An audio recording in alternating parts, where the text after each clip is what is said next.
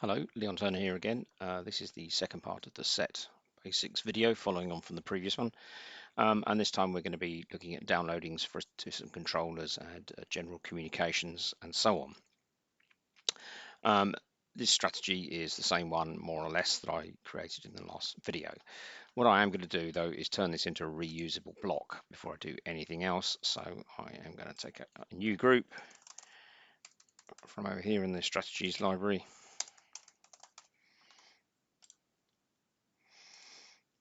And I'm going to create a new block. So this could be now I can put an awful lot of detail in here. I'm not going to bother too much right now. It just helps find it again afterwards, but that will probably do us for now. So it then gives me a new strategy window. Now what I can do is copy that whole block, or it could be pages of it actually. This can be fairly small, as mine is, or fairly extensive. So that's it. And if I close that and save it in my strategy library, if I just pin that and put a new page in my strategy, you can see I can just basically drag that in wherever I want and create blocks of strategy. So that is quite a nice way of reusing lumps of strategy throughout your project. And you can actually import and export these, or export and import these, as it turns out. So you can share them with colleagues and so on, just by ticking that and exporting the block. Like so. You can then email these around and import them elsewhere. But back to the job in hand of connecting to the controllers. As I mentioned in the previous video, I've got a few IQ5s hanging on my workshop wall, and I will be connecting to those. So what I'm going to do now is bring up the system view. Now, we haven't seen this to date. So the system view is a live container. Essentially, that's where my controllers are going to exist. And as I mentioned previously, the project view is the one that's on my disk. So what I'm going to do is essentially go off and connect to my controllers. To do that, I'm going to use this site connections box. You can see there's a list of sites. I haven't set anything previous up. I could do, but right now I'm just going to go off and connect to the controllers and populate this site view.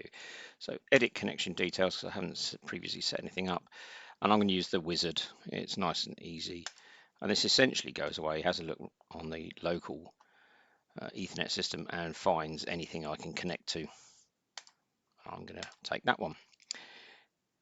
Now, because this is IQ5, when I do this, it should come up and say, are you allowed to do this? Which of course I am. So I use the IQ5 system account information to connect, all secured and encrypted and so on. And if I refresh all this or double click it, I should get a representation of my system. So there we go, we've actually got 3 controllers. These are all potential connection points. That one, TCC, is me, but I could have other things connected to these other virtual CNCs you see there, which I don't at the moment. Now, I don't know whether these have actually got strategy in them or not. I'm going to upload them and see, and then we'll go back to this. So the easiest way to do this is actually use some of the inbuilt routines within set. Now, there are quite a few of these, as you can probably see. I'm not going to be able to go through all of those in this video. It would take far too long. But this one, I'm just going to upload the entire site. So I'm going to add these to the transfer list. And there we go. So this could be an awful lot of controllers on site. It isn't, obviously, it's only 3, but I want upload, and I'm going to do that. So now they've queued themselves for upload.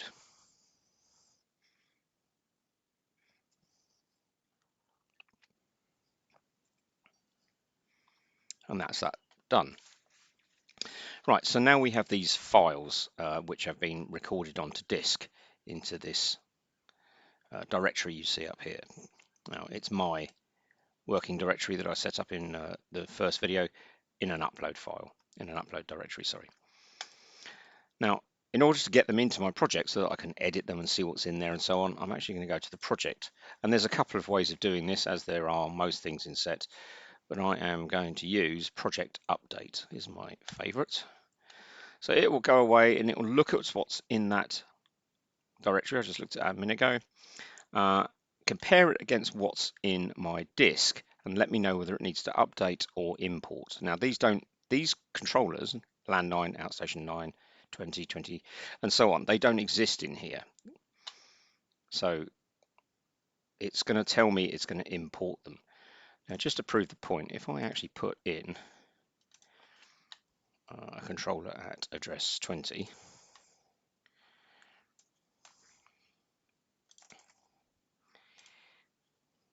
and leave that pretty much blank, just so it's in there.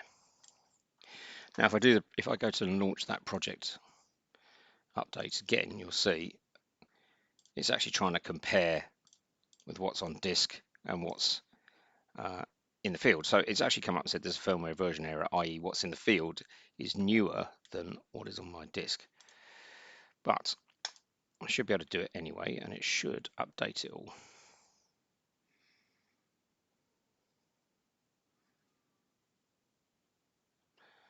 Right, so that's it done.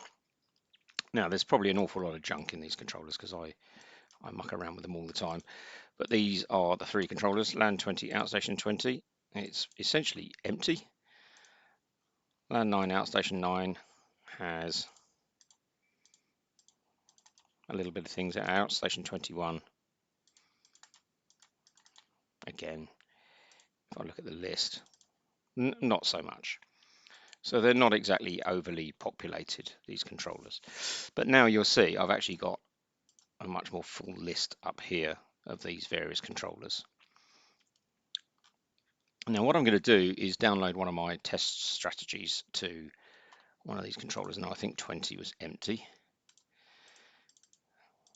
Yes. So there's a couple of ways I can do that. I can get a controller up, a strategy up, which is not for that controller. This is for LAN 20 Outstation 99. And using this button here, I can actually choose to download that to a controller which isn't the home one. I could also basically send it straight from here, update this strategy for Outstation 20 and send that. Like if I just put my block in there, it's fairly easy for me to just say send it, and you'll see it comes up with LAN 20 node 20 because it knows where it's going. It's already populated the username and password and the connection details, and if I hit that, it will just go away and send it.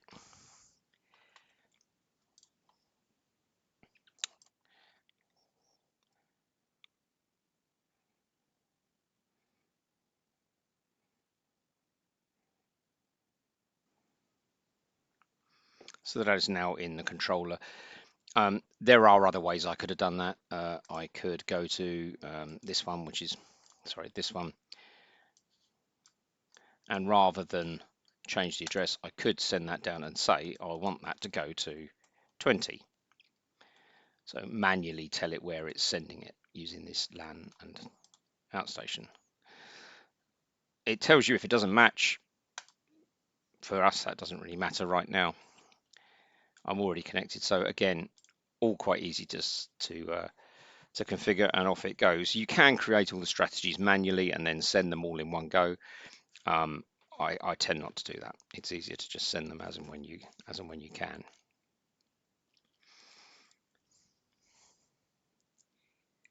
So now my strategies are down, I can show you some of the other tools up here. We've got live values, live edit, and various others, and the simulation mode I showed you in that first video. I'm just going to get rid of some of these other controllers so I don't get confused because they don't necessarily exist out there. That's a good example. So if I put this into live values mode,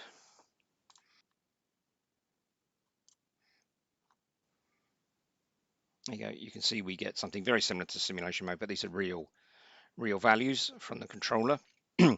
And if I put it into the next one along, live edit mode, you can see the background changes color. This means I can make live changes here to various parameters, such as channels and so on and so forth, sensor types, although I haven't set any of those up. So let's just basically change the label.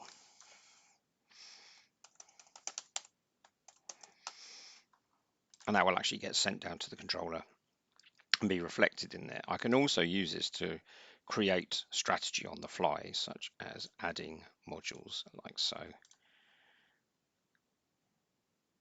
and indeed even connecting them up. And all of this will be done in real time in the background, as I mentioned. So it's a very useful tool for building strategies up. I would heartily recommend re-downloading the entire strategy at the end just to make sure it's all synchronized. But it's a really good means to create strategy on the fly. One other thing which exists, and again, if I add a page, I'm just going to copy a bit of random strategy from the other controller, none of which makes much sense if you ask me, but I'll use that as an example. Like so. Something else I can do is just send the entire page down. So it's not a full strategy download. It doesn't affect the rest of the strategy on the other pages. It just downloads that one page. And you'll see it will just send the whole lot fairly rapidly. And if I put it into live edit mode, it should all be in there.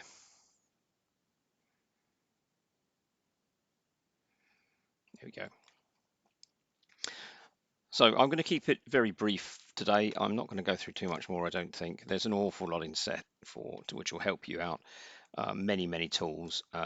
These will all be covered in later videos or indeed in the manual, as I mentioned earlier. So I hope that helps.